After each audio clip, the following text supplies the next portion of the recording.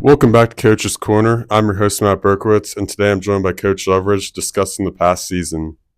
Coach, you bounced back from a 2-8 season to an 8-4 campaign. How did offseason preparation differ? Well, I think our guys bought in a little bit more. We had a lot better attendance as far as what we did in the weight room. We talked to the guys the Tuesday after our last game last year and said that what we were doing was not good enough, that we needed more of a buy-in from the team to be able to compete at the Laurel Highlands, because we saw that all the other teams were bigger, stronger, faster than us. And you factor in that we were a pretty young team last year.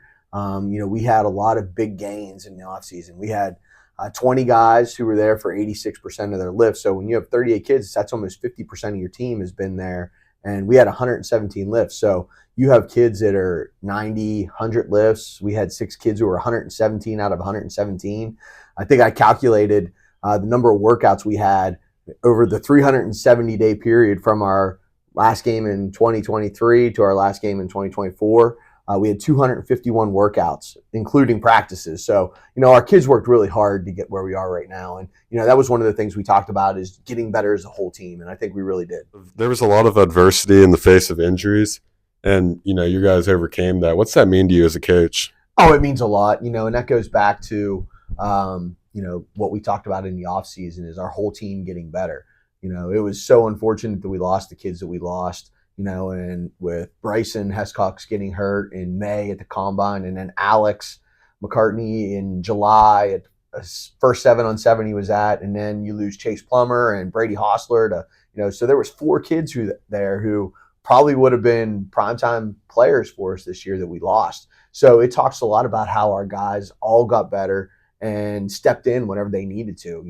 We had a lot of guys step into spots where they hadn't played before, and it made other guys step up into roles that maybe they weren't ready for yet, but they got ready because of all the hard work that they did. So I was very happy with how we handled all that adversity. We talk about resiliency all the time, that bad things are going to happen. It's how you bounce back from those things. And I thought our kids did a great job on that. Looking back at the year, there was a lot of success. Can you talk a little bit about that?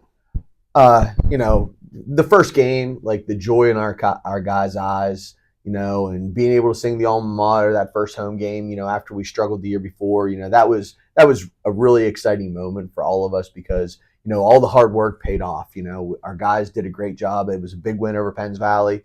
Then you start talking about some of the other things that we did throughout the course of the year.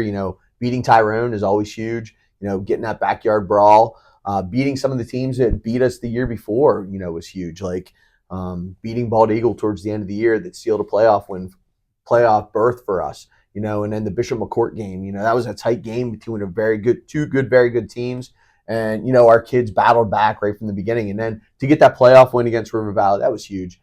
And, even though we lost against Cambria Heights, to make it to the district semifinals from where we were last year to this year, is outstanding, and that's a credit to our kids. And, luckily we have our coaching staff works very hard. They work just as hard as our kids do. So, it was a total team effort on that success. Lastly, what did the senior class contribute to your program?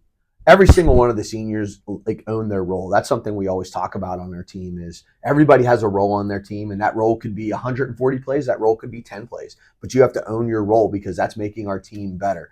All 8 of them work to be the best version of themselves throughout the course of the year. And that's something we talk about all the time, and they weren't afraid to step in on a scout team if they needed to. They were always willing to do whatever it took to help our team get better. And all 8 of them are great young men, and they learned so many things through football. And, we hope that, they enjoy their time with the football team. And, I see them being successful no matter what they do, because of all the hard work and dedication they've shown throughout the course of their career. That's all for this week's edition of Coach's Corner. Thanks for your time, Coach. Hey, thank you for coverage all year. It was great working with you guys.